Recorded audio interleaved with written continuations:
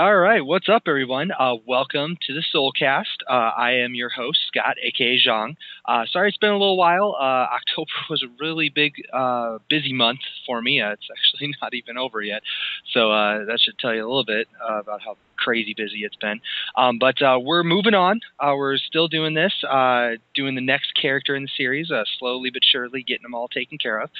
So for this one, we're actually doing a character that I'm sure you've seen a ton of. He's probably, arguably, the most played character in this game, so figured we might as well get to him at some point here shortly. So with that, I'd like to introduce my guest, a person I'm sure you've seen or read a lot from here in recent months or so, and that is Drake Alden. What's going on, dude?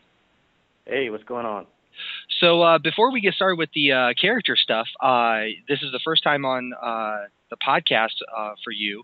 So just kind of give everyone out there who, obviously they've seen, I'm sure your articles and your guides up on the front page of 8-Way Run. But just in case they don't know, who you are, Drake Alden the man, give us kind of a little brief background, like where you've been, where you at now. When you started playing games and how you came to Soul Calibur 5. All right. Well, I've been playing games ever since I was little, but mainly for Soul Calibur, it started back in Soul Calibur 4, and I'm normally an online player, and it really blew my mind that you could actually play these fighting games with other people. Yeah. It was. Yeah, I know. Calibur 5, man. I mean, the netcode is superb. And there's tons of people who just play online. So. Yeah. So it was like, back in 4, I didn't know about the offline scene until someone told me, and it was like, what? That's crazy. And I mean, I went to 2 tournaments back then. That was Gamelot in San Antonio and Houston Regionals.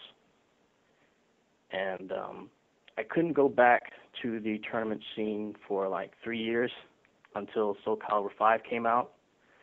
So I got back on, and the net code was a lot better in Soul Calibur 5, and a lot of the big players managed to start getting online. And so, things were great. I mean, compared to Soul Calibur 4, where, guys matching, you can't even do anything about it, right? Yeah. So I mean, these big guys got on, and just playing them, just being around them, really, it really sets it sets an example. Just playing them, you can learn so much just from being there. So I played these guys. I managed to make it out to Evo, and I really had a good time. But playing all these guys, I noticed that my fellow online brethren, didn't really understand all these concepts and principles that the big guys have been using. And I was like, well, that's not right. Somebody needs to get out and explain this sort of thing. So, and here we are. Nice. Yeah, I have to say that I mean, for me, I've been playing fighting games for a long time, so a lot of it's not really new to me. However, it's really nice to see all of these basic concepts broken down, because a lot of new players, I mean, they struggle with that. I mean, most of the time, they come in and you say Oki or Yomi, they have no idea what you're talking about. It's like, what? Why are you speaking Japanese to me right now? I mean, I'm playing an American game, right? I have why are you saying that stuff? So, it's really, really nice to see that, and I think that it helps people for that, because, usually when people, at least, years and years ago, when you would get on a forum and you chat with people, you kind of have to learn it the hard way. And then sometimes it comes up in conversation, and maybe somebody talks a little bit about it, like a paragraph or two in your local matchmaker thread. But, no one ever sits down and actually articulates all of that. So it's really nice to see those guides, and I have no doubt that they're helping a ton of people out there. So, and kind of to segue into our next segment. In addition to the basic guides, I know that you wrote one for Patroklos, who happens, to be our main focus for this episode. So I guess first, before we actually start talking about the character, I do have a question about that guide. Like, what motivated you to write that? And I know you put it up on Amazon, I believe, for that. So kind of like walk me through like what kind of steps did you take, and why did you think that was important to do that? Well, I mean, when I first got the game, I picked up Patroklos because of the sit-sits BG throw, right? Mm-hmm. The knees. Yeah. And, well, I kind of had a hard time at first because I didn't really understand what was going on. Playing good players online, kind of opened my eyes a little bit more to seeing what his strengths were in particular. But at first I had lost faith in the character because I didn't know how to use him properly. And I mean, that shouldn't happen. I don't think that should happen for people if they want to play a character, but if they don't know how to use them right. They're gonna go, oh, this character weak. This sucks. I'm not gonna do this. And it's when I was starting out, nobody was there to hold my hand. Mm-hmm. And I was like, you might as well. If I know, I might as well give it to other people. Mm-hmm. So. Well, I have to say that's a lot more selfless than I think a lot of gamers are out there. So, well, I guess let's just use that to start the conversation with Patroklos. And for me, I mean, whenever I play him a little bit, but it's mostly just like a fun 3-move sort of casual thing. I don't actually play him, but whenever I see him or watch him played, it seems like he's a very, very basic character, but he's really strong with his basic 50/50s and stuff. And I know everyone out there who's even remotely familiar with him knows about 1K. That's the thing that you got to worry about constantly while you're playing him. And then of course 6/6B because that does a huge chunk if it manages to land. But outside of that, I mean, do you think that that's how his game revolves, is all around 1K and kind of gaining that advantage and being just really, really annoying with that poke? Yeah. Well, Patroklos can whiff punish. He can twirl and everything like that. He's just not that great at it. And so if you really can get in and put on that 1K pressure, people are going to have a hard time. I mean, with characters that can keep him out of that 1K range, it's an uphill battle because you always have to be playing mind games and watching your opponent and doing all this crazy stuff. If you can get in, if the other guy lets you in or you run in when he whiffs or anything like that, if you can get in, then, it's pretty much yours. I mean, 1K is pretty strong. He has a lot of tools that offset that, and he's so safe that it's hard for the other guy to get something started when he started. It's really momentum based, I'd say. Gotcha. Well, I actually have 2 follow-up questions to what you just said. The first, let's say that you're in that 1K range, and obviously if they block it, they're going to have to.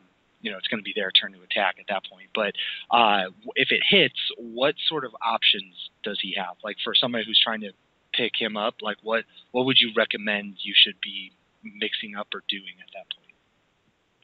Well, usually what you do when you hit the 1K is you just go for the BB. And that usually, when that hits, you can just go for the 1K again. And you can do that for like 2 or 3 times before the other guy gets pushed out to the point where the BB won't connect or the 1K won't connect anymore. If they try to step, you can use AA or 4K or 2A to stop them from stepping. And most of the time, when you go up against players, they realize that once they get hit with the 1K, they can't do anything. So what they're going to do is they're going to try and backstep. And when they backstep, that's when you throw out the sit-sits B. And, that's it, pretty much. That's curse. Yeah. Yeah, absolutely. Yeah, that thing is definitely a heavy hitter for sure. So is that like pretty much the blanket response to anyone who's trying to get out of that 1K range? Just kind of keep hunting for 6-6B, or does he have other tools that you would recommend? Well, he can do other things. He has 3A, which is a horizontal mid, covers a lot of distance. He has 2-3-sits AB, which covers about the same distance, another horizontal mid, and you have a sort of reverse mitts-up, where you can decide whether to use the second hit or not, and the other guy has to, wonder if, because 2-3-sits A and 2-3-sits AB are both -16, so they're both punishable. But if you try to punish 2-3-sits A and I use a second strike, then I can get a combo off of that. I can get 3B or a CE off of that. So there are a couple of options other than just sit-sits B, but that's the safe option, I guess you would say. Gotcha. And now the 2-3-6-A-B, that's also hit confirmable, correct? Like if you notice that the A connects, you can hit confirm the B, or do you recommend doing, you just said a CE or what was the other option, 2-3-6-B? Is that what you said? I think. I can't remember. Would you recommend doing that or just finishing the string with the A hits? Well, in my experience, 2-3-sits AB is not hit confirmable. You have to commit to it. But if they block the first hit and then get hit with the second, then you can go into a combo. But most of the time, if you use 2-3-sits A and you stop, all you get is some pretty good oki from that, since the guy it's not techable. Mm-hmm. They can't tech roll, so they're right in front of your feet, and you can run up to them and use more 1K. Yeah, I was gonna say you're right there. So yeah, not? But that's interesting. I actually did not realize you couldn't tech roll that. Although I guess there's tech roll traps in this game, so I don't know how beneficial it would be even if you could. But interesting. So okay, so that answers the first of my two follow-up questions. So the second question I have, you kind of already alluded to this, but he has some issues if you're outside of that 1K range. He kind of has to just sit there and keep doing the spacing game until he can get to that zone. So for those who are having trouble, and I actually have trouble myself whenever I play him because his AA doesn't have a lot of range. His B is really good, but 3B has some range. But kind of on the slow side for what it is.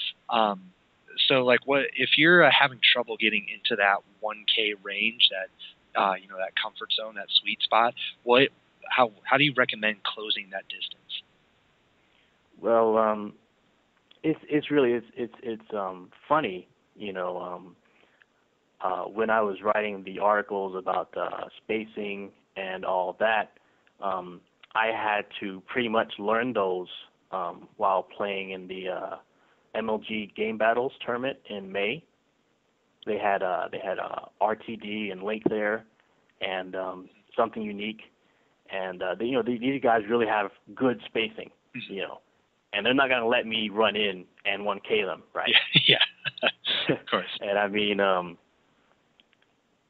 that whole thing I had to flesh out because these guys are just murdering me because I'm trying to run in, they're hitting me, and I can't do anything. And it's like, if I can't land 1K, I can't do anything. So I think the first thing to realize is that when you run in, it's kind of you put yourself at disadvantage when you run in. Mm-hmm. So one of the tactics I use a lot is run in and guard. And it sounds kind of weird, but you run in, you guard, and if the other guy doesn't do anything, then you're on the inside, and you go in, you 1K. If he throws out a move, if it's unsafe, you get to punish most of the time. If there's pushback, you try and read him, you see what he's going to do next.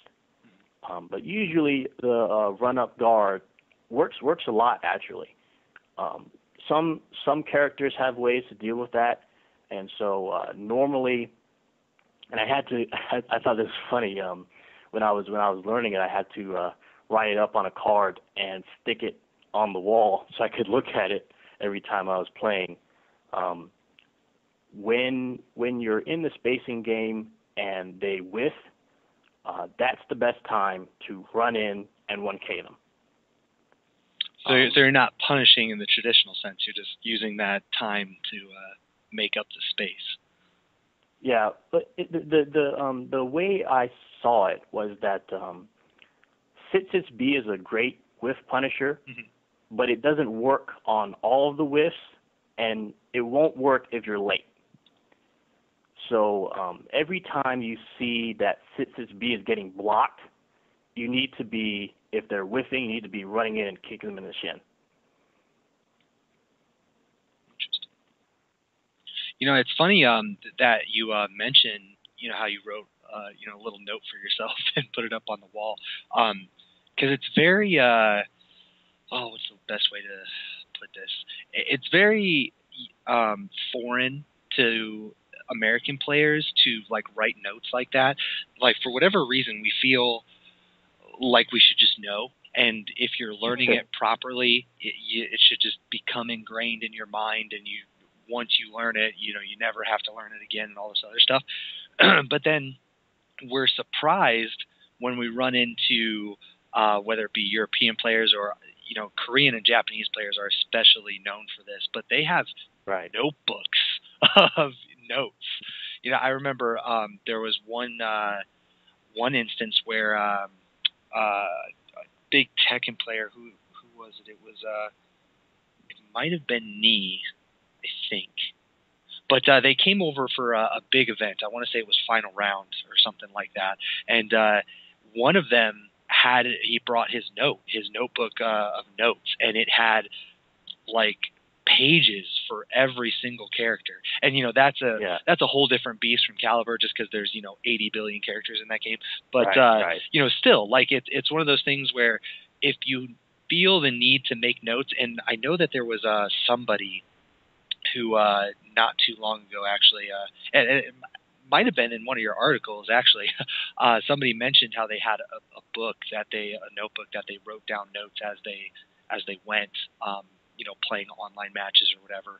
You know, if you run into something that you think you might forget, you know, just write it down and then kind of go back to it later and organize it how you need to. But that's something, you know, for any new players out there, and I guess even for you know, older players who maybe you're not doing as well as you think you might or should be doing. That's something to look into. I mean, notebooks, you know, they're cheap. Pens and pencils, you know, they're not expensive. You don't need a printer or a computer or anything like that if you don't have those available. So just take a notebook and start making notes. You know, start writing stuff down for your knowledge. And those stuff, as far as I'm aware, there's not a tournament or an event out there that bans that sort of stuff. So if you bring your thing of notes and you run into or you go up to your match and you don't know anything about the character, but you got your notes there, you know, you can use that. There's nothing against that. I've seen people do it. It's rare, again, to see people do that. But, you know, it's, I think it would be beneficial if a lot of people, or if more people, I should say, did that, because it's definitely helpful. And we're human, you know, I mean, you can't remember everything. So, something to keep in mind. So I'm glad you mentioned that, because that's something we don't often talk about on the podcast, but I think it's important to chat about a little bit every now and then. So with that, well, I mean, it's important to think of it as a science, because if you have a natural progression where you're really not paying attention, you're just doing your own thing and learning naturally, etc., you're going to win at that pace. I mean, if you want an accelerated learning curve, if you're really getting after it, then you have to start analyzing everything that you're doing. When I came up with that, with the 1K, run in when they whiff, then 1K them, I picked it up actually from RTD, and I noticed that he was doing this a lot to me when we were playing.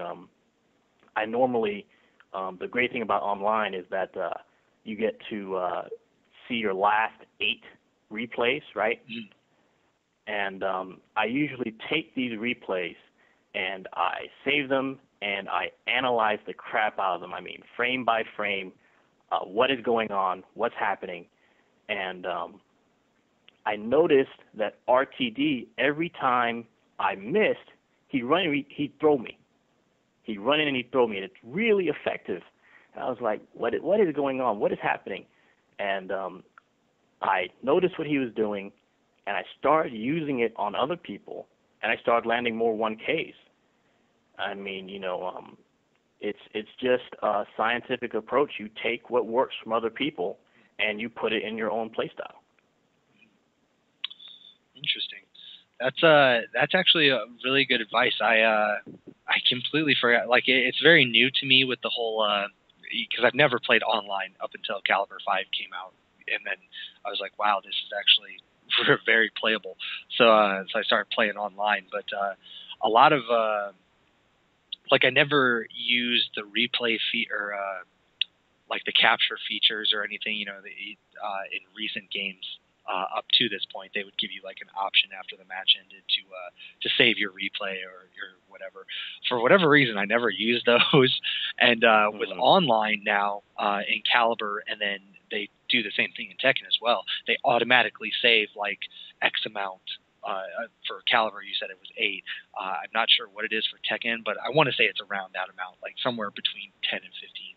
Or something like that, but where they automatically save your replays, and watching yourself usually you have to wait for like a tournament, where maybe you're lucky enough to get on stream, or maybe you're on somebody has a camera set up at your station or something like that.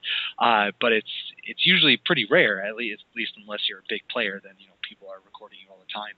But yeah, it's very very beneficial, again, to kind of look over your own play style, see what people are doing to you and what kind of problems you're having, and what you are consistently missing or what you're consistently doing right or good, correctly, whatever you want to call it. So it's interesting that you say that, and that you're watching RTD. A little little knowledge on RTD in case anyone out there finds themselves facing him in the tournament.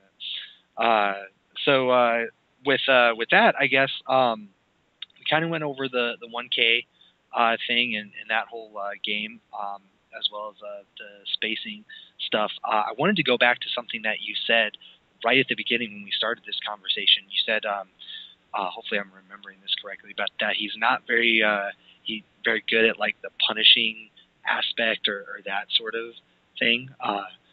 First of all, am I remembering that correctly? And then second, would you want to elaborate on that a little bit? Like what sorts of things is he struggling on in that area? Well, the thing about it is that when it comes to block punishment, he has to be fairly close to get anything going. With Natsu, right? Natsu can do AAB, which is, I believe, -14. And the pushback on that move is so much that he can't do anything. Patroklos cannot get anything at all. And not even a mix-up, because the pushback is enough to move him out of 1K range. And so he can't get anything until he gets the meter for CE, and then that's the only punish he gets is CE. And that's the only one that reaches far enough. And I mean, a lot of the times he has that problem where if the spacing is just right, his punishment will whiff. and it can get pretty aggravating because like I said, the 1K is so crucial for his gameplay. And if they're keeping you out of 1K range, they're also keeping you out of punishment range a lot of the time. I mean, even when it comes to whiff punishing, 3B only has so much range, and 6B is pretty good, but it's 21 frames. It's pretty slow. Yeah. And I mean, a lot of the time, Patroklos struggles to get the right type of punishment going. Up close, he doesn't have a problem, but with pushback and spacing, sometimes it can get, the other guy can really abuse that. So it becomes a problem. Now, I know just kind of a real quick question for me, for my informational purposes. 236B, I know that's pretty quick. It's obviously not nearly as good as Purist Stab, but what's right. the frames on that? How fast is that? That is 15 frames. If you are crouching, it's 14. Interesting. So is that, and I take it that it has the same whiff issues that you were just talking about, doesn't have? Yeah. When it comes to 236B, you have to, in some situations, use the just frame version, which adds a little bit of distance to that, and that'll punish in some situations. But sometimes you can even hit that and you'll still whiff. So I mean, you get put in that situation. It's not a great thing. Gotcha. Are there any guaranteed follow-ups after you nail 236B, or is it just knockdown and then okay? It's just knockdown, really.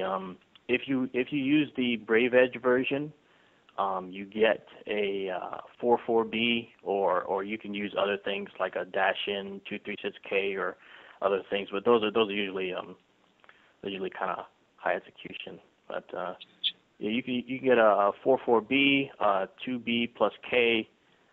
But the thing about the Brave Edge version is that you lose that distance from the just frame when you use that. So. Interesting. So going back a little bit to the punishing aspect. Now, you said something that I thought was pretty interesting because you used Natsu's AAB as an example, and you said that there's not really much that he can do out of that. So even with the, I think you said it was -14, even with that frame advantage, is that still not anything that he can take advantage of? Like he can't run up and just start his game? Or did I mistake that? Well, the thing is that if he moves forward, he's losing those frames, and that frame disadvantage disappears really quickly. And I mean, most players will stop since they know they're at -14. They'll stop and they'll hold guard, and you might be able to get a few in, right?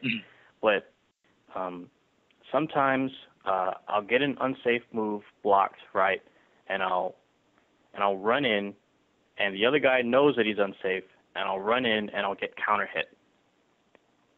I mean, yeah, and movement is considered a counter hit in this game, so that's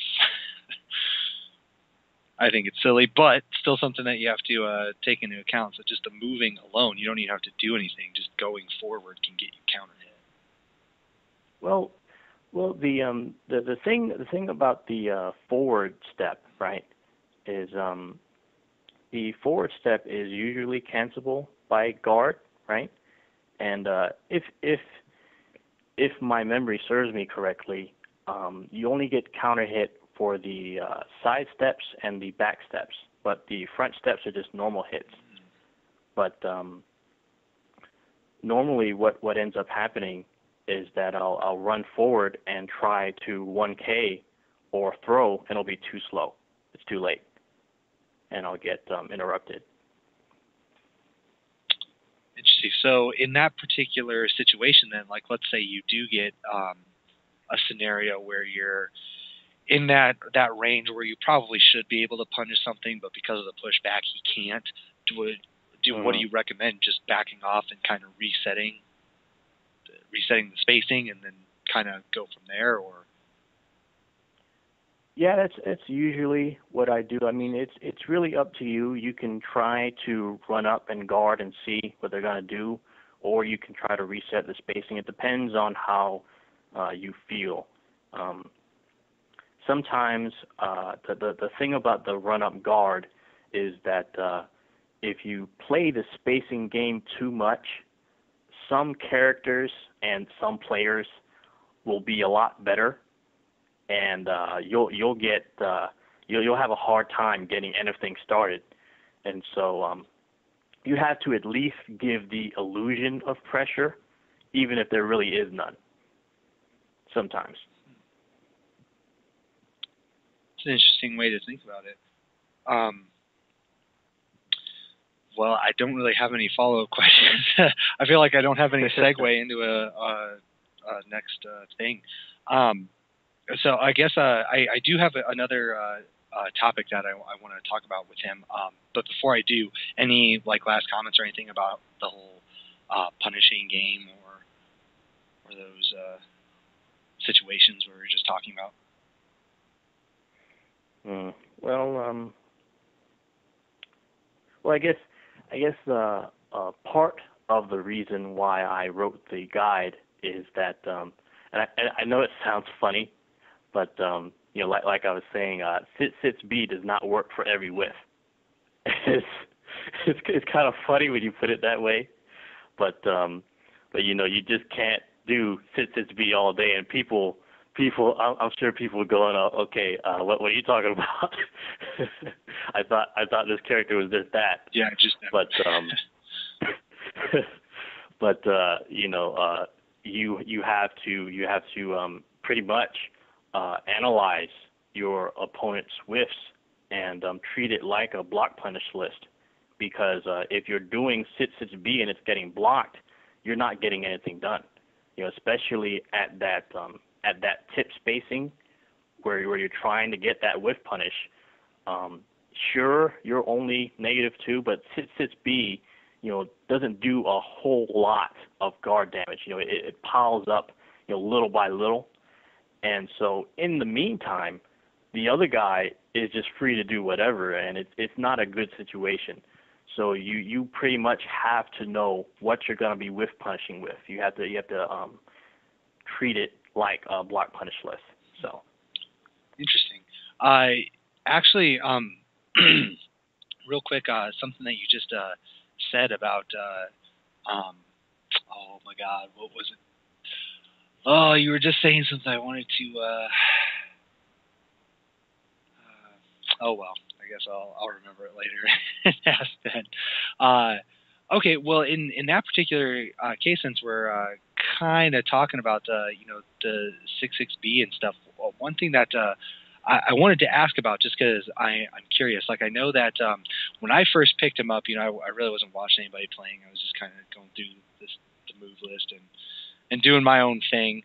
It's pretty obvious, that 1K is pretty retarded, so it's really easy to figure that out. And then 66B, but off of his juggles, because you mentioned earlier, doing 236K off of juggles and whatnot. When I first started or picked this character up, I would do 66B and then 66B plus K, and then I was doing 236B after that.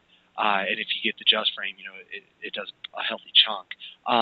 But I noticed when I started watching people play that they were doing 236K off of after the 66B plus K.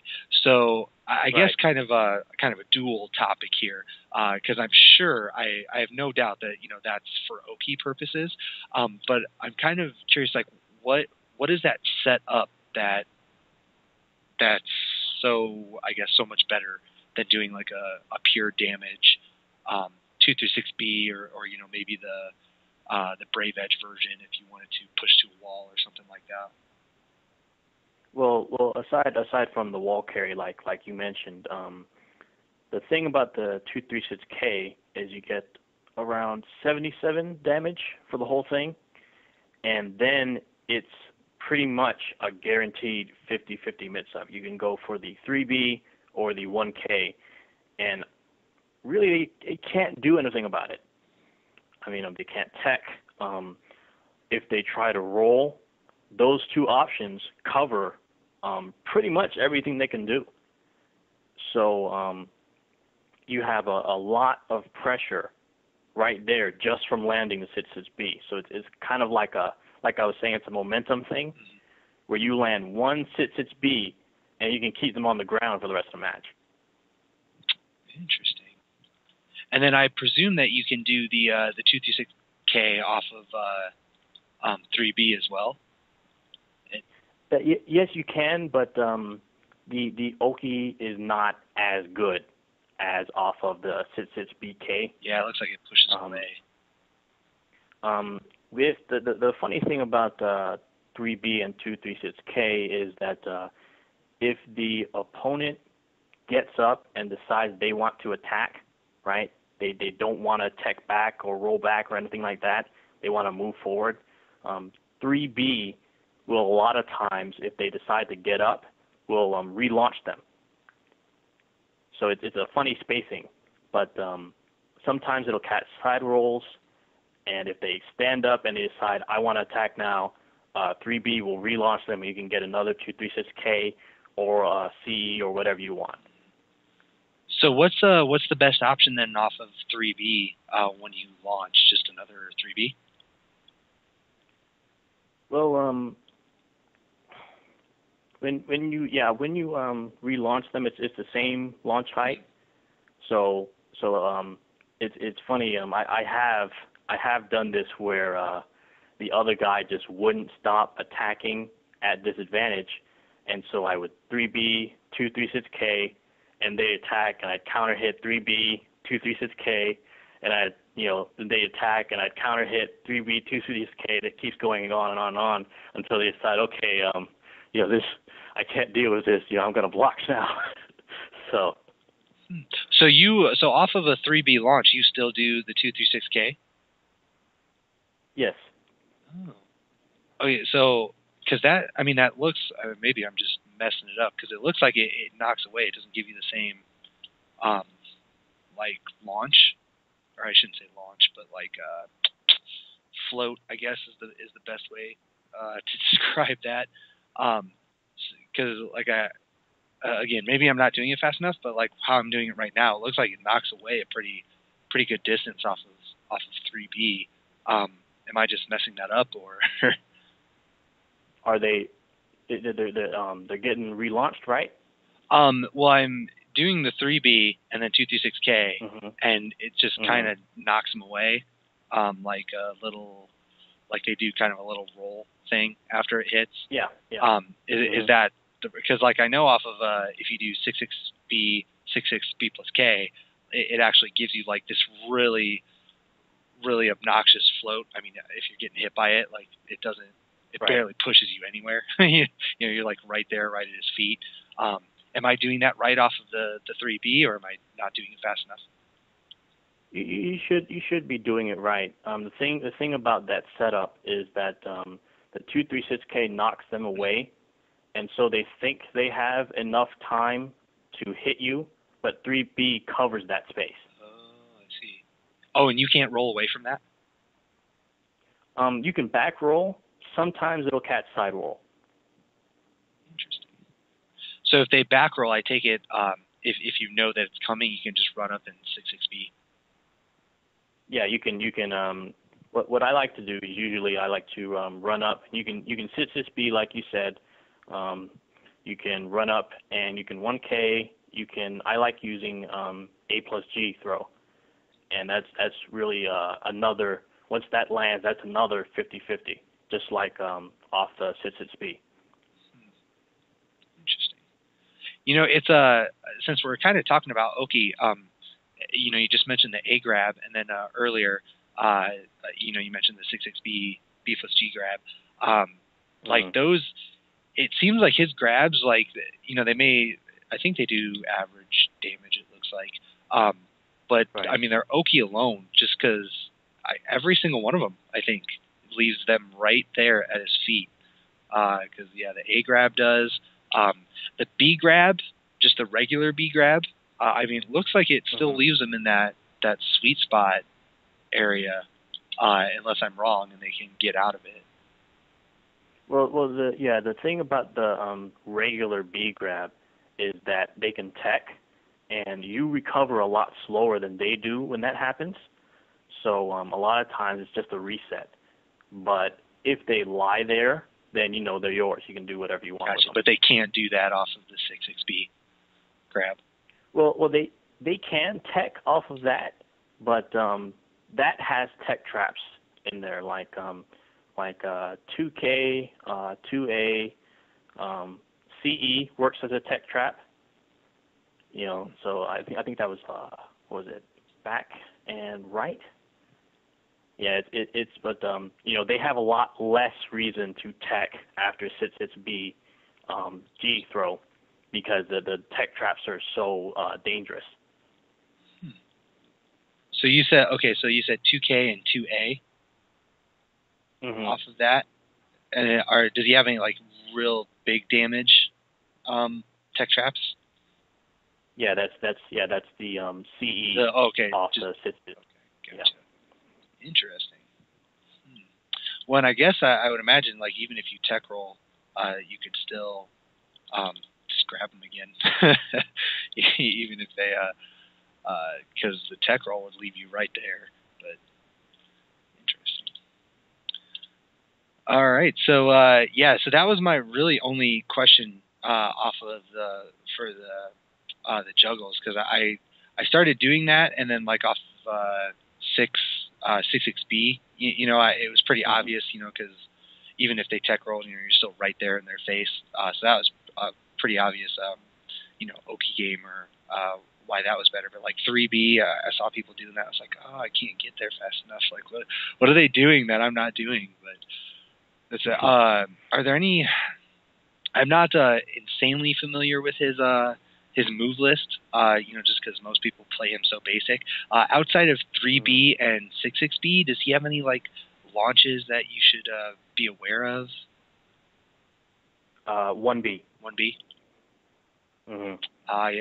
Is that does 236B follow up, or do you do the 236K off of that as well? You can do 236K. You can get 3B off of that. You can get sits A plus B. You can get 1B Brave Edge, and then follow with 3B. And the thing about the 1B is that it's even on block. Pretty. That seems pretty quick too. How fast is that?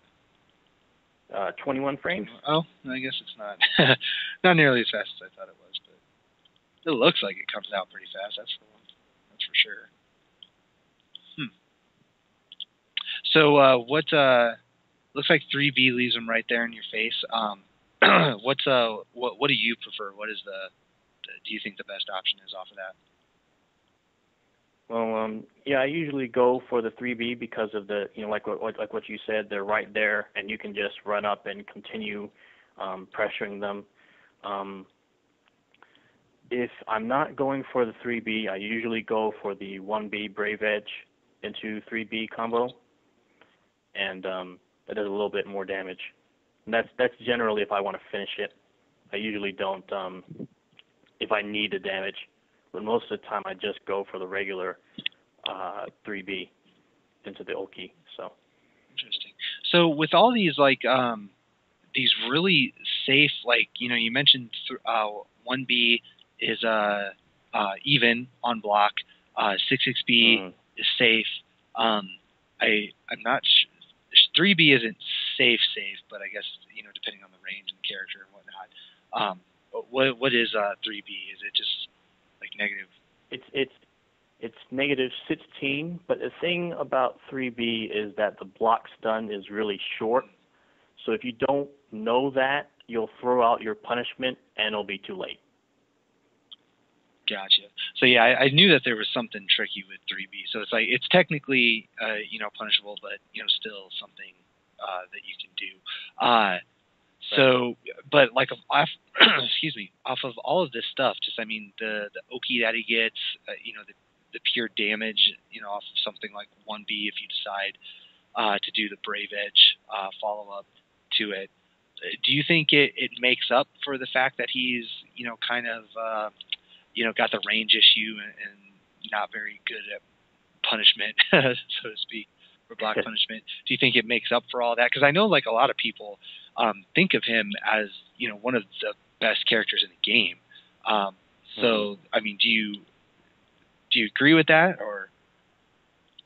Well, he's very solid. He always has the range issue, and you always have to take that into account. But honestly, if I get on the inside, I usually don't have a problem. If I can get on the inside and I'm getting beat, that usually means that the other guy's better than I am. Point blank.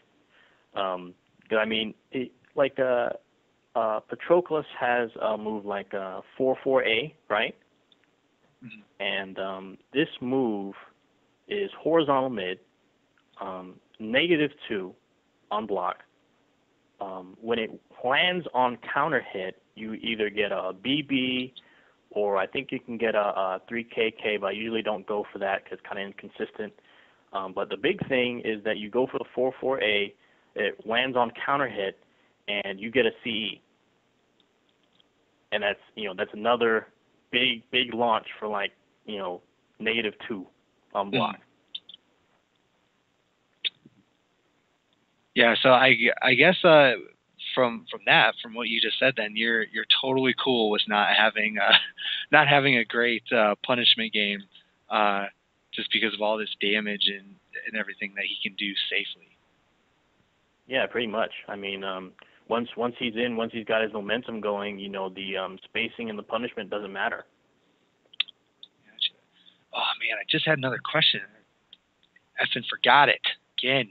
God, I'm so angry. God, because it's along those lines. Okay, so we're talking about grabs, punishments. Okay. Damn it, that's gonna make me mad. I can't remember what my question is. Okay. Oh well, we'll just kind of move on. Hopefully, I'll remember it. So, oh yes, okay, I remember what it was. So when he's in, he doesn't really have a problem. So let's say that you're in the opposite situation. You have somebody who is trying to pressure you, and you're kind of on the defensive, and you're doing your whole block, guard impacts, all that good stuff, just guarding. I noticed that a lot of people try to hunt for 6Bs for that string and try to get that counter hit. Outside of that, does he have like any really scary, I guess, panic buttons you could say that you have to watch out for? Like if you're coming in on him, he could nail you with that, and you're gonna regret it for the rest of your life. Well, the two I can think of, two big panic buttons are what I use as my Hail Mary is the B+K. Oh yes, I have a feeling that has super tech crouch properties. Yeah, and it stays low really long, and once that connects, I think it was back in 1.02 patch that it was fixed so that most of the time now, once that connects, you get CE off of that, and that's like Half-Life. That's really, Interesting.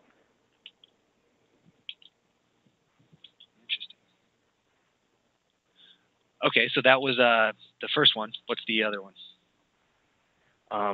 That would be A+B, the auto GI. And the thing about A+B is that you have to use it in a certain way. There's a special technique to that, where it's kind of like a just frame technique. And what happens is that A+B ends up hitting twice. Weird. Yeah, and what ends up happening is that you do the technique, and it works in the open, and it works if it impacts a move. Timing kind of changes, but it's still the same. And you put them into the ground that's like 80 damage, and you can follow up for like 100. So that's just off of one correct guess, and that's totally meterless. So, what does it GI everything, or just? Just mids, no kicks, no highs. Though it does have a weird animation where it kind of will dodge highs because of the way he retreats back. It won't do stabs, but like if you have any kind of like a wide arc, like those horizontal mids, those vertical mids that swing in that arc, it'll usually counter those. Will it? I take it it'll also counter like your standard BB. Yes. Okay. So if someone's just trying to press you with those silly BB poke strings. Yeah, if you pull that off right, they're trying to go for the BB, and you get like 100 damage off of that. Yeah. The only thing is that that is high, and so if you're charging it, and the other guy doesn't do anything, he gets Wild Rising punish, where he can step, or it's not something you want to be throwing out all the time, but if you get a good read, it's really good. So with that, since it's a GI in a sense, I did want to ask about his his Just Guarding in GI game, because GI just for everyone, it's so good, just because it gives you that ridiculous 50-50 once you land it. But do you GIing is still something that you can't really spam just because it uses meter and all that other stuff. But is it something that you're looking to do if you have meter with Patroklos, or do you prefer to kind of lean on the A+B when you have to do it, and just kind of use your meter for other stuff like CE or maybe a 1B Brave Edge or something like that? Normally I use my meter for the 236B Brave Edge wall carry. But with the guard impact, it's kind of a love-hate thing, because I'm not too good at winning the GI wars, right? But if you can get the guard impact going and the other guy isn't GIing back, the Sit-Sits-B plus K, 236K, almost builds your meter back for that one guard impact. It pays for itself pretty much. Interesting. So in that light, since you're mostly saving it, for the wall carry, and you just mentioned how you can, in a sense, kind of pay for the GI with the follow-up. But outside of that, is it, it seems like with every character, obviously, meter is good, with like a rare exception.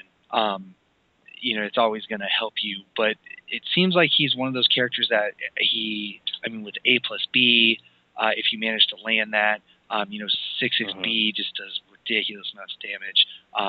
If you manage to hit a 1B, that's going to do a healthy chunk, even without meter. But do you think that it's one of those things where he greatly increases like his what's a good word for it? I guess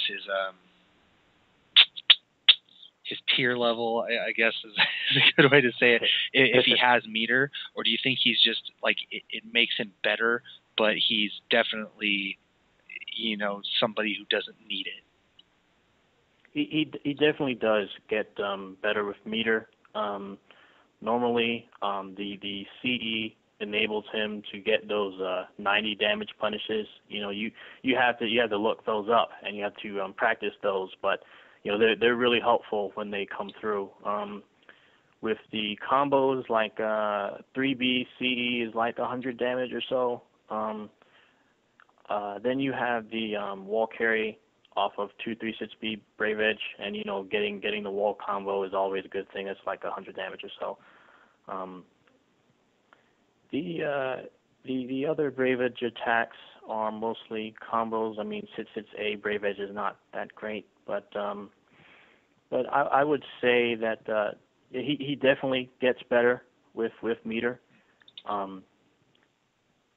The thing about Patroklos is that a lot of his attacks, especially 3B and 236K, build a lot of meter, and so a lot of times, if he has his momentum going, he always has meter. Which is ridiculous, because usually it like caps out. With certain characters, they use up their meter, and either they messed up or the round's over. Right. So, but yeah, that's really dangerous when you just keep getting it back, no matter what.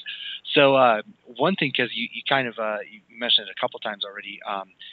We're talking the 236B Brave Edge. Is good for wall carry, and then obviously every character pretty much you'd rather have a ring out rather than a wall. But if you get to the wall, like what's you can't move, so it puts you in that perfect position for the 1K mix up. But are there any other I guess things that maybe aren't the best or maybe aren't forefront in your mind if you're in the open space that suddenly become really good at the wall?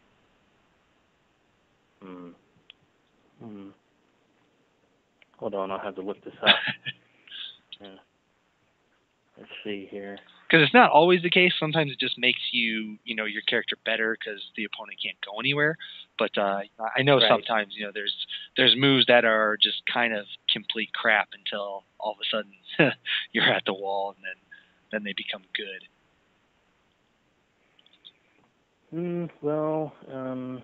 Let's see. 22A. Usually, I have a hard time landing it, but there's a couple of setups off of that lead to some ridiculous damage. But I mean, it's high, and it's from 8-way run, and it's kind of hard to land the wall. Yeah, because that weird angle that they float. Right.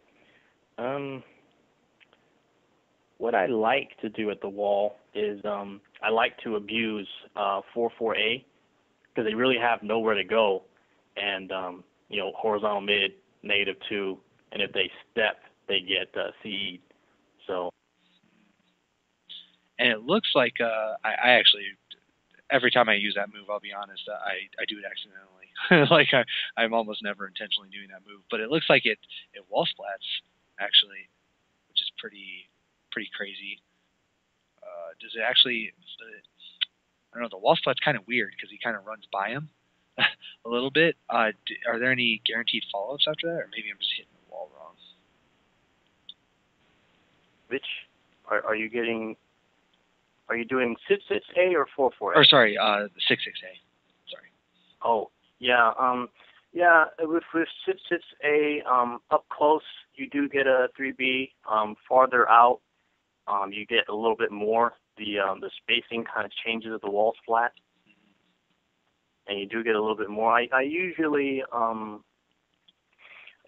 don't like using 6-6A as a go-to move because for one, it's kind of slow, and a lot of times what ends up happening is if I'm just outside of that range, the range is kind of hard to predict, and it's easy to whiff. And it's really bad on whiff. So. Gotcha. I actually think I just realized that when you were talking about 4-4A at the wall, I was thinking 6-6A. and that's why I asked that question because I did 6-6A, and I was like, that's interesting that you're doing that at the wall. It seems really weird, but okay, that makes a lot more sense. 4-4A, a lot better, and that's the difference right there. Okay. Interesting. So, well, I guess that's all I have for the wall stuff. Any other, like, maybe I don't know, notes or anything for the wall that maybe we didn't touch on? Sit B plus G throw little wall splat. Really? Is that a full wall splat? Can you get like 6-6B after that? No. You don't. You just get a regular 3B after that. Okay, I was gonna say that. But it does make the throw a little bit more powerful at the wall. Indeed. Yeah, he just seems like he'd be just extremely silly at the wall because all of those range issues that give him problems are just gone. They're just instantly gone. Yeah. He like when you have 4-4A, you have, your 3B, your 6-6B plus G, your 1K. He can really lay on the pressure, and sometimes I'll just run up and just wait and then throw out the 3B, and people will duck, or people will do something wrong because you have so many options because you're right there in their face and they really can't escape. Yeah, that's a scary position to be in. He can just get so much damage off the wall. Well, I guess not most characters can do that, but still crazy to see triple digits. Not very fun. Anyway, well, with that, let's see. I think we went over most everything that I can think of. We talked about the Oki meter management, wall game, damage, grabs, his range. We talked about punishing. I'm trying to think of anything else. Just in general, it seems like his damage is pretty good, so we kind of went over that. 1K, obviously, great low poke. We talked about his 8-way run a little bit. You mentioned 2-2A. Is there anything else out of 8-way run that's really like worth it? Like every once in a while, I'll see somebody do a 2-2B, but I'm guessing because it has advantage, but on block, I think. But it's high. Yeah, it is. The thing about 2-2B is that it's got some good range, but it is negative on block, but it forces crouch. But the big thing is that it's high, and so everything in this game tech crouches. It's kind of a pain to land, really. Gotcha. Well, other than that, I think at least for me, from the new perspective, that's I think I've asked all the questions that I can think of. Is there anything anything really really important and like essential to this character that we didn't talk about that you can think of?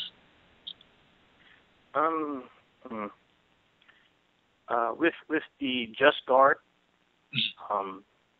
a lot of times I find it really useful because the Just Guard removes the pushback on a lot of moves. And so even if you don't get a punish, you get a free mix-up. And, when you can start throwing out those 1Ks, that's when he's at home. And so when you get good at Just Guard, some of the spacing issues go away because there's no more pushback. Some of the punishment issues go away because you can start punishing things. But obviously, there's the whole execution thing. Mm-hmm. So, yeah. All right, so that's all you can think of that we didn't touch? The Just Guarding? No other little tidbits or anything before kind of finalize it? Because I got nothing. You're the expert. all of my questions are done. Anything that I was curious about got answered. I think using 3A 3A at range is something that most people need to pick up on. It's fairly safe. It's -12, but most people can't punish it when it's at tip range. Horizontal mid, Patroklos has a lot of horizontal mids, and the tech crouch throughout is really nice. I mean, it's one of the main spacing tools along with SoulCast. So SoulCast and 3A. The only bad thing is that aside from those two moves, he doesn't really have that much. So that's why he can't really turtle, because you got two moves. It's pretty much predictable. You got to do something else. So. Gotcha. All right. Well, with that, if you don't have anything else, we can kind of put a cap on the character discussion in that case. So I just for fun, I know I'm in the boat where I don't think tiers are essential, but just kind of it's nice to discuss them on occasion. Everyone, you can always overcome tiers and whatnot, but like in a general sense, like, do you personally think that he's one of the better characters? Well, not better, but like one of the best characters in the game, or do you think he's just kind of good, but it's the strength of the player that makes him sometimes seem insanely good?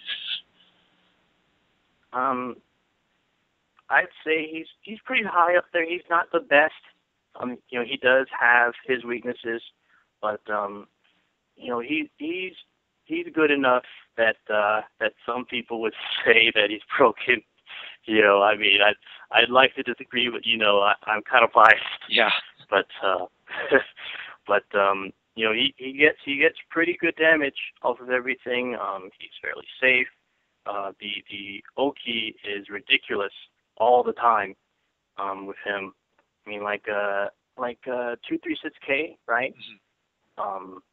In some situations, a lot of situations, you'll have it where it'll catch side rolls for 35 damage, and it's besides the fact that it builds so much meter, it's a lot of damage for just something that hits on the ground. It's even though it does knock the opponent away, it's a pretty hefty chunk for if you just need the damage.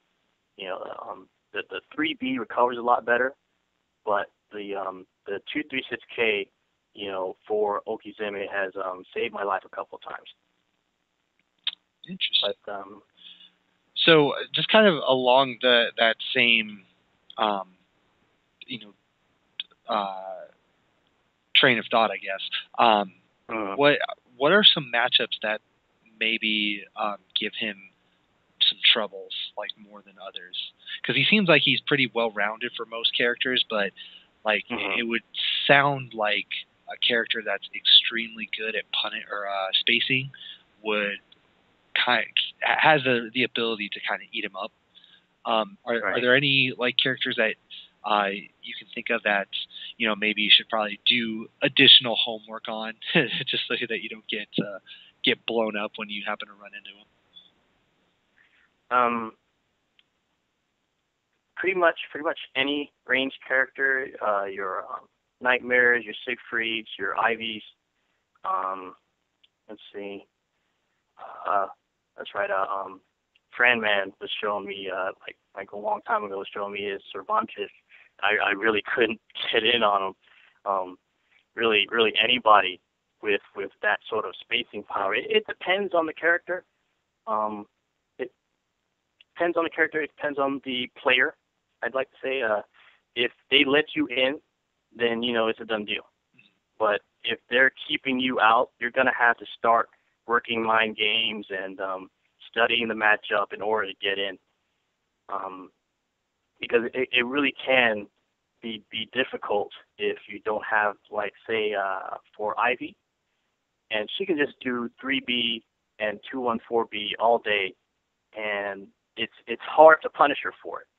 Even if you know what she's gonna do, it's hard to make her pay for doing that over and over again.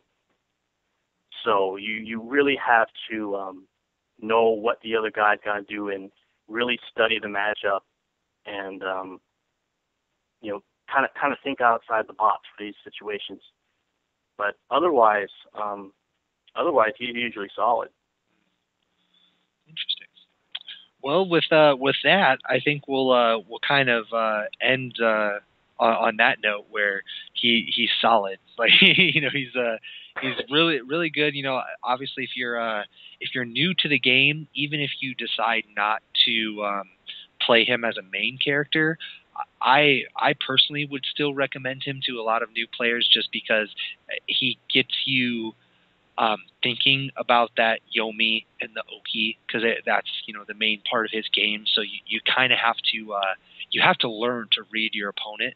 There's other characters like I know Survey's kind of high on the execution end. Alpha obviously is the top of the execution. So those kind of characters, those are going to develop a different kind of skill set. But for basics, if you're just learning the game, he's it. He's going to learn, make you learn that the low mid mind games, and make you force you to learn how to read your opponent, which is something that everybody. If you want to be any good at a fighting game, you have to learn how to do that. So with that, we'll end the Patroklos section, of this podcast. I usually like to end with a little segment where I make you rant. You sound like a pretty laid back guy. You don't really get mad at a whole lot, but I'm going to put you on the spot. I need to know what makes you angry, and I'm gonna give you that metaphorical soapbox, and I need you to stand up on that and tell the entire Soul Calibur community what really angers you, what makes you mad. And if you say to me that people not buying your guide makes you mad, I'm gonna hurt you. I'm gonna somehow hurt you through the phone. So, but with that, it's all you, man. You have the mic. Tell me what makes you angry, what pisses you off, what would make you break your PS3. Oh man, that's. Although I should say it doesn't have to be gaming related. If there's something like somebody tripped you at work or something today and it just made you really mad.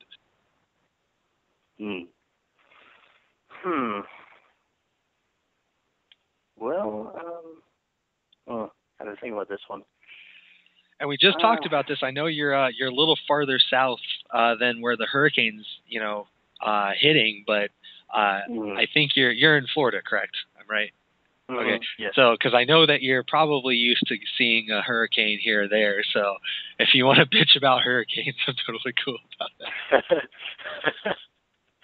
Well, no, I haven't. I've only been here for about a year, but so I haven't had that much experience with the hurricanes. But I guess what makes me angry, fake people.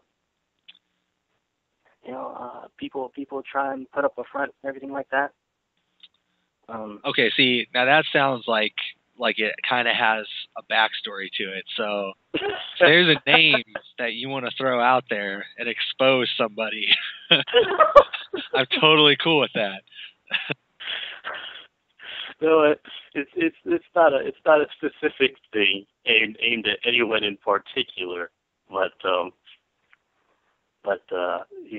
it's really it's a lot of times like when I'm doing the contributing and things like that, it's about being real with people, being honest, letting people know what's going on, what's up, and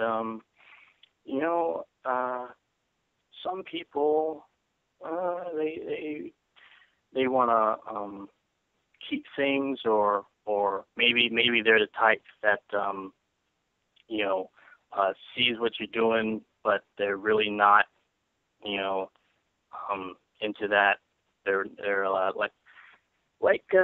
I guess you would say like trying to get better at the game, right?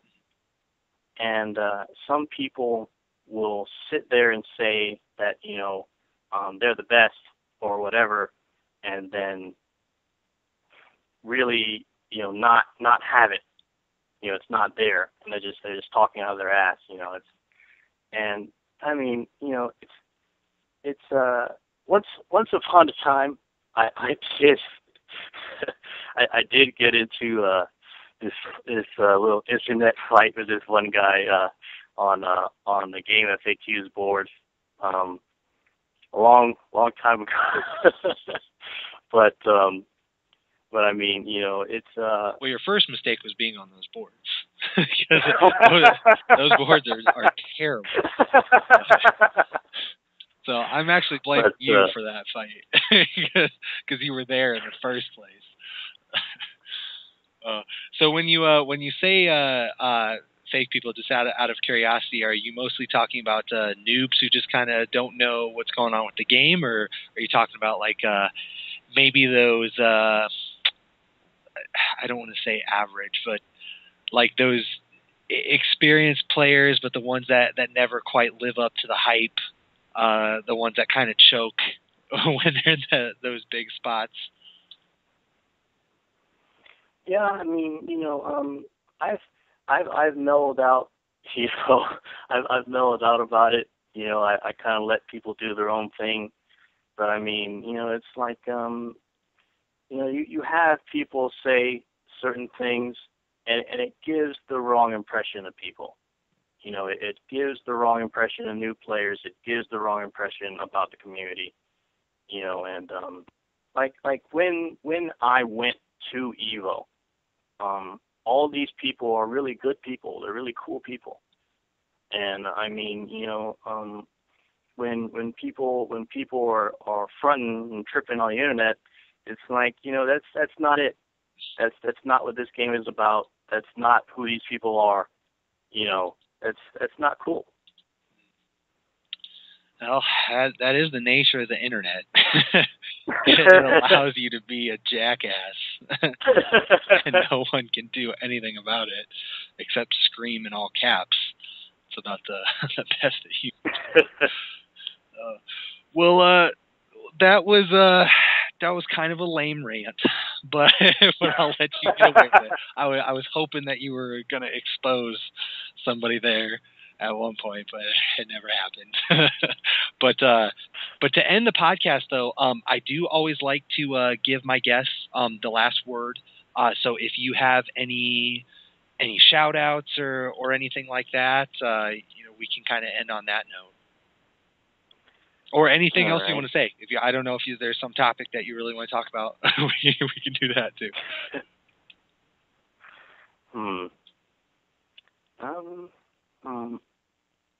I think we pretty much covered everything. I guess I'll give a couple shout outs. I'd like to give a shout out to MGV Finest for bringing me into this game back in Soul Calibur 4. I'd like to give a shout out to Spider for putting my stuff up on the front page for the first time and letting me get in and do the whole teaching thing and everything like that. Yeah, that's cool stuff. Shout out to the entire PlayStation Network. See y'all. The millions. What's going on? The millions of people that play on PSN. What's up? Shout outs. And shout outs to all the guys I met at Evo. I wish I really could come out to tournaments more often. I mean, these guys are cool people.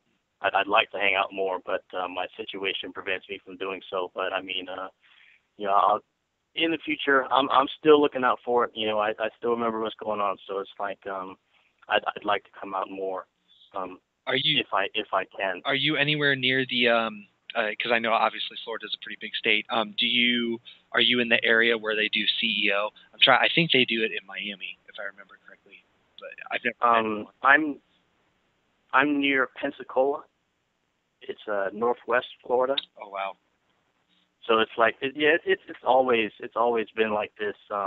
I normally live in these backwoods, out of the way places.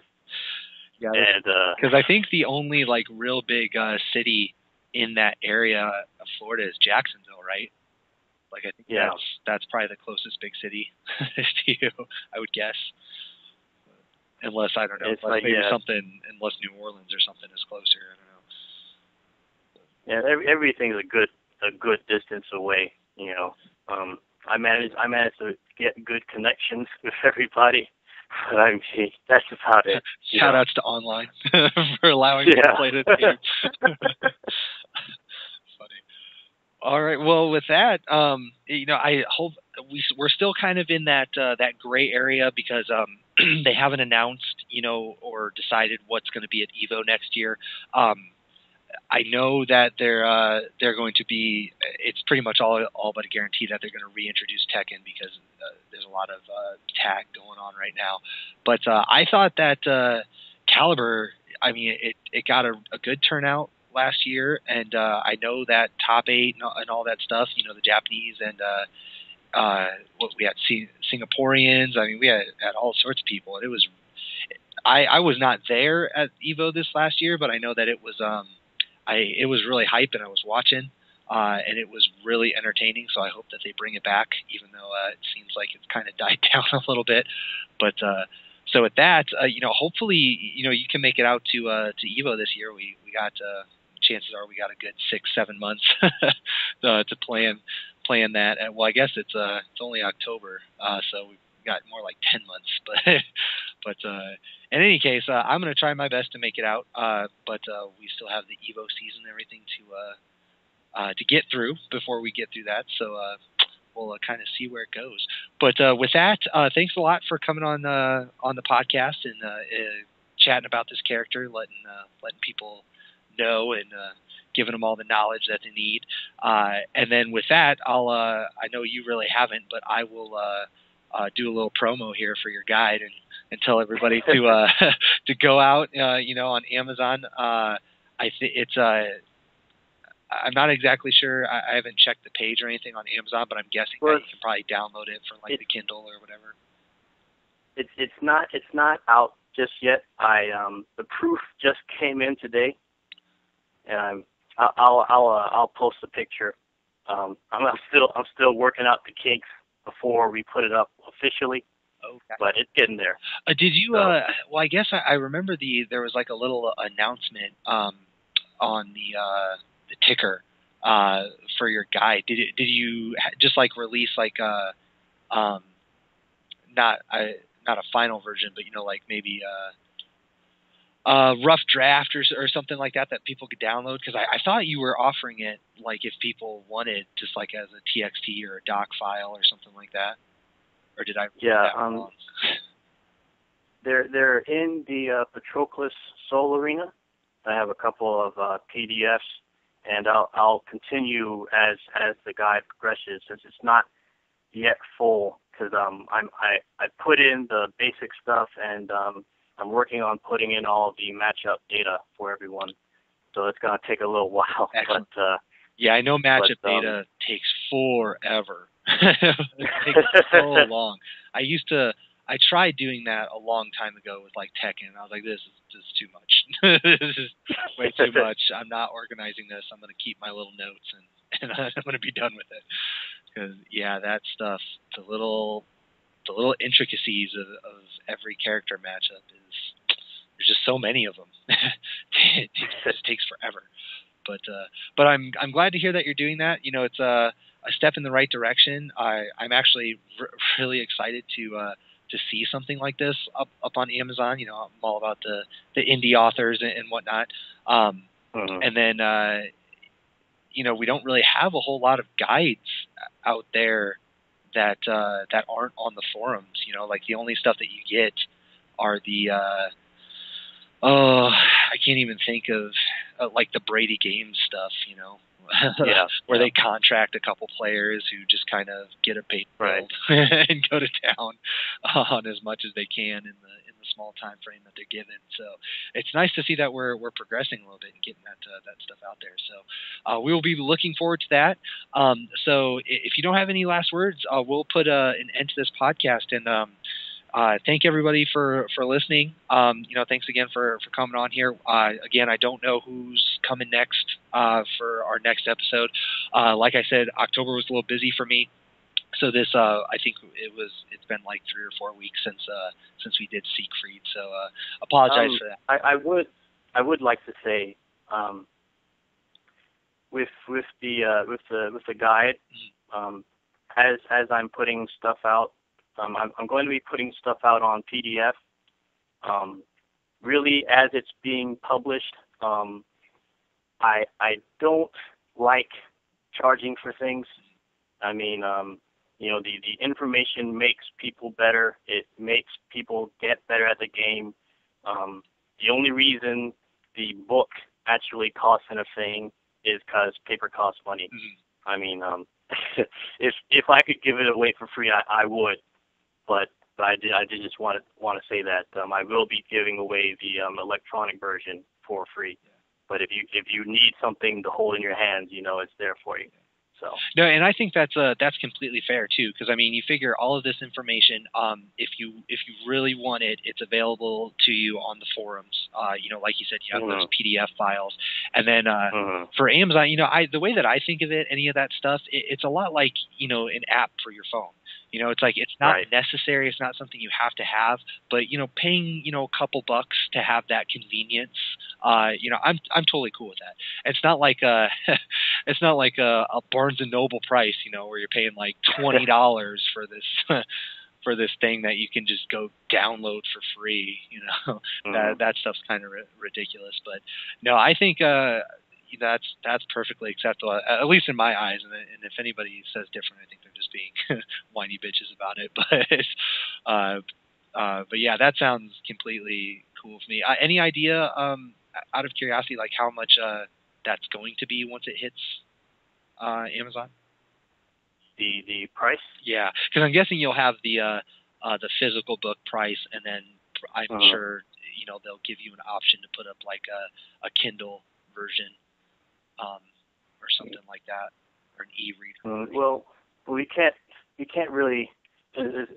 I had been thinking about the Kindle version. The guide does have some pictures in it, not a whole lot, but funny thing about Kindle is that the formatting is kind of strange. It's pretty much just for regular text books. I mean, I guess that makes sense. I mean, it's kind of like it's a book. Yeah. So. But the book going through Amazon, going through negotiations, I think the price was supposed to be something like $30 or something.